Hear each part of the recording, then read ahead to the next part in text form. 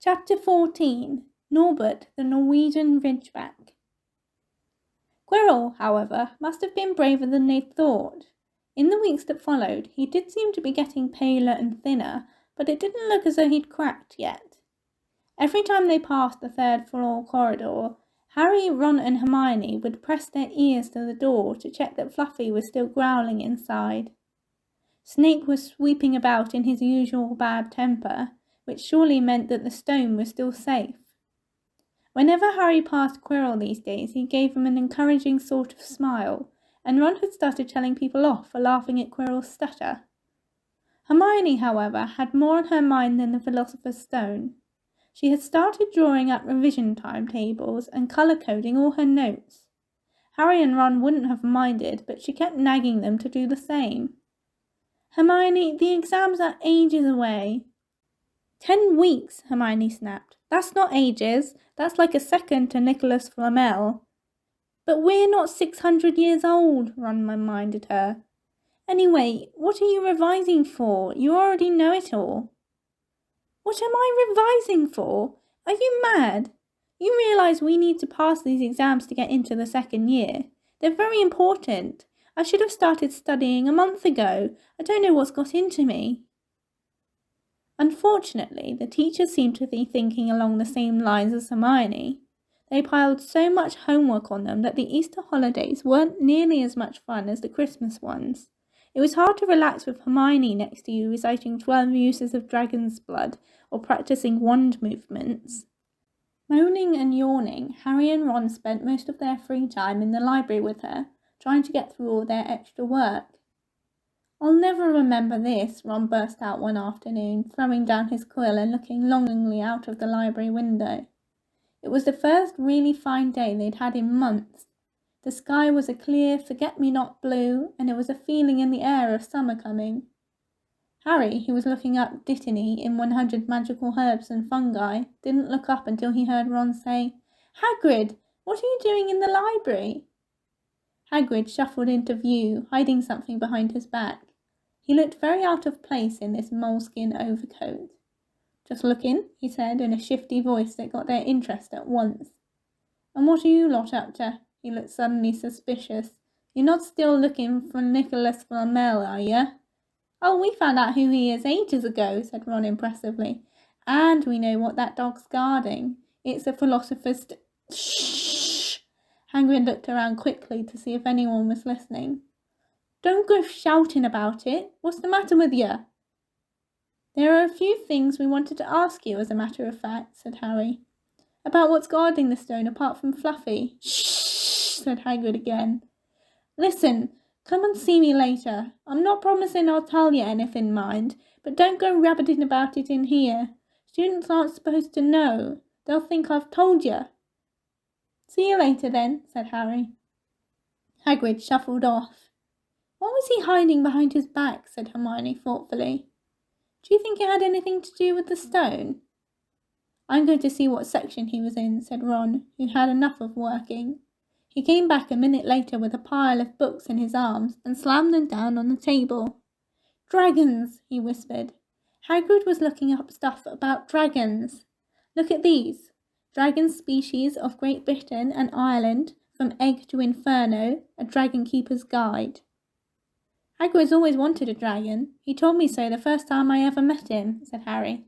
"But it's against our laws," said Ron. "Dragon breeding was outlawed by the Warlocks Convention of 1709. Everyone knows that. It's hard to stop muggles noticing us if we're keeping dragons in the back garden.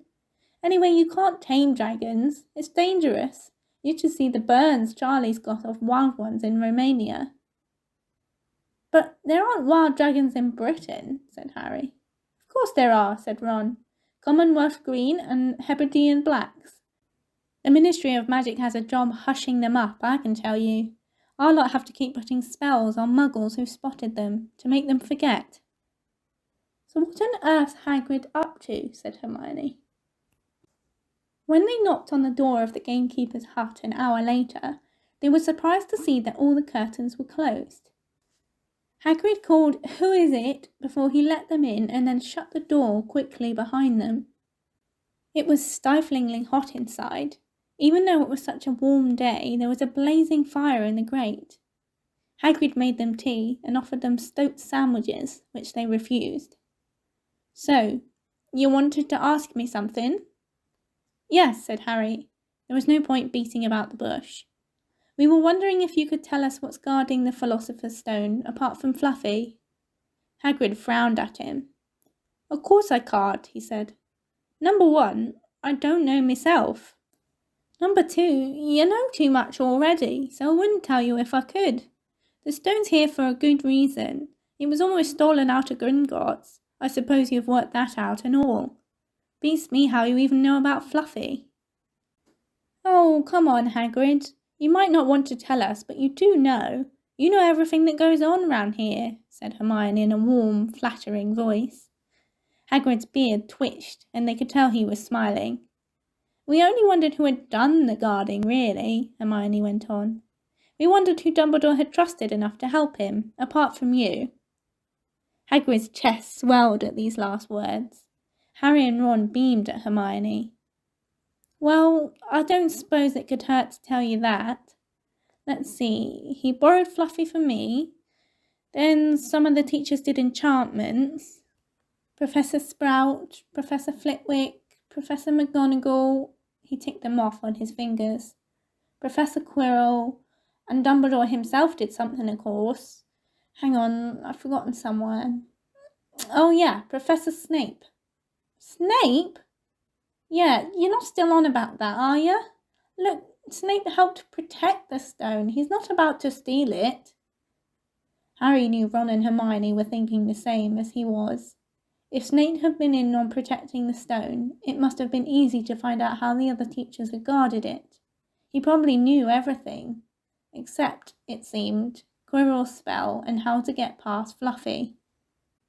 "You're the only one who knows how to get past Fluffy, aren't you, Hagrid?" Harry said anxiously. "And you wouldn't tell anyone, would you? Not even one of the teachers?" "Not a soul knows except for me and Dumbledore," said Hagrid proudly. "Well, that's something," Harry muttered to the others.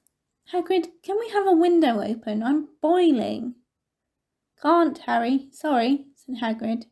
Harry noticed him glanced at the fire. Harry looked at it too. "Hagrid, what's that?" But he already knew what it was. In the very heart of the fire, underneath the kettle, was a huge black egg. "Ah," said Hagrid, fiddling nervously with his beard. Where did you get it, Hagrid?" said Ron, crouching over the fire to get a closer look at the egg. "It must have cost you a fortune." "Won it," said Hagrid. "Last night. I was down in the village having a few drinks and got into a game of cards with a stranger. Think he was quite glad to get rid of it, to be honest." "What are you going to do with it when it's hatched?" said Hermione. "Well, I've been doing some reading," said Hagrid, pulling a large book from under his pillow. "Got this out of the library. Dragon Breeding for Pleasure and Profit. It's a bit out of date, of course, but it's all in here. Keep the egg in the fire, 'cause their mothers breathe on them, see? And when it hatches, feed it on a bucket of brandy mixed with chicken blood every half hour. And see here, how to recognise different eggs. What I got there's a Norwegian Ridgeback. They're rare, them." He looked very pleased with himself, but Hermione didn't. "Hagrid, you live in a wooden house," she said. But Hagrid wasn't listening. He was humming merrily as he stoked the fire. So now they had something else to worry about. What might happen to Hagrid if anyone found out he was hiding an illegal dragon in his hut? "Wonder what it's like to have a peaceful life," Ron sighed, as evening after evening they struggled through all the extra homework they were getting. Hermione had now started making revision timetables for Harry and Ron too. It was driving them mad. Then, one breakfast time, Hedwig brought Harry another note from Hagrid. He had written only 2 words. "It's hatching." Ron wanted to skip herbology and go straight down to the hut. Hermione wouldn't hear of it.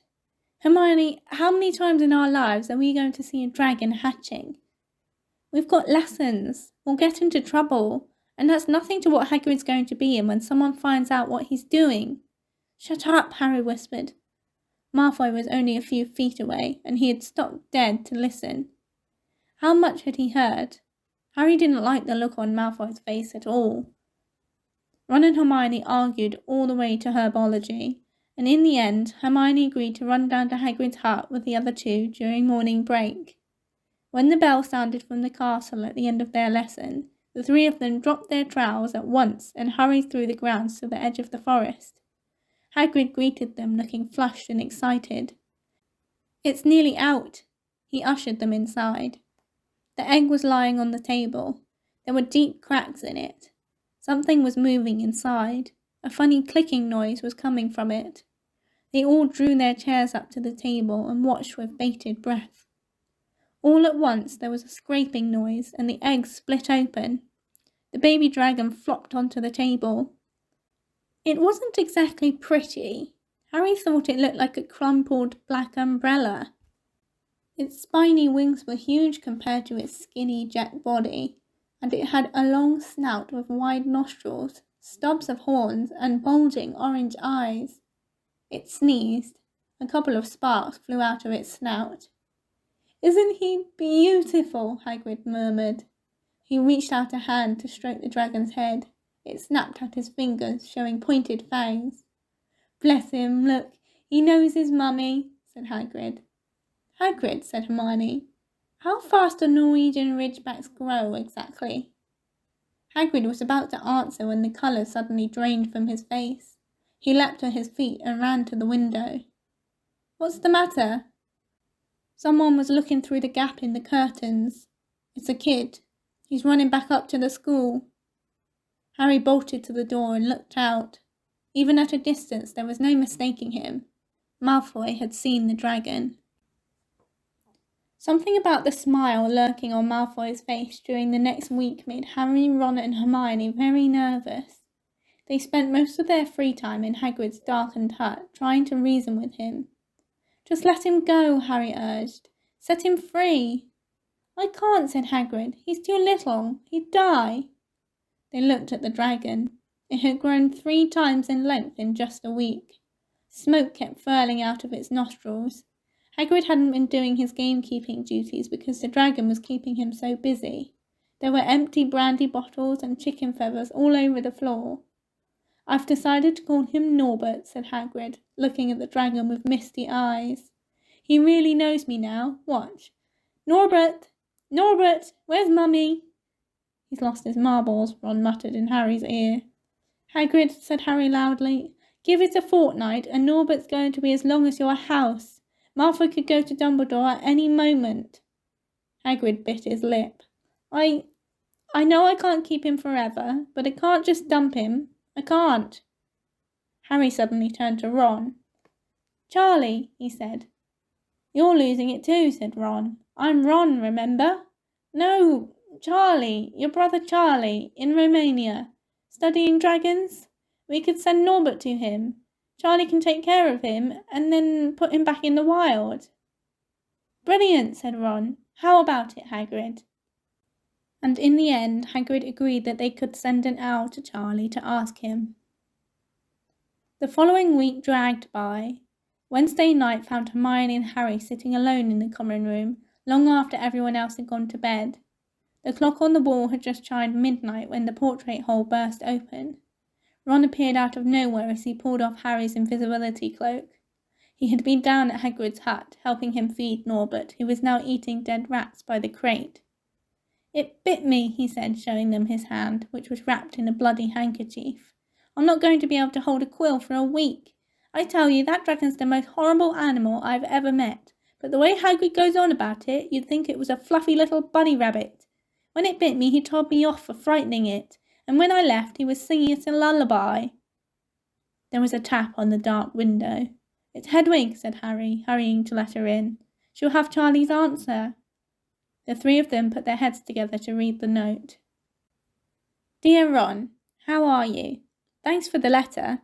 I'd be glad to take the Norwegian Ridgeback, but it won't be easy getting him here. I think the best thing will be to send him over with some friends of mine who are coming to visit me next week. Trouble is, they mustn't be seen carrying an illegal dragon. Could you get the Ridgeback up the tallest tower at midnight on Saturday? They can meet you there and take him away while it's still dark. Send me an answer as soon as possible. Love, Charlie. They looked at each other. We've got the invisibility cloak, said Harry. It shouldn't be too difficult. I think the cloak's big enough to cover 2 of us and Norbert. It was a mark of how bad the last week had been that the other 2 agreed with him.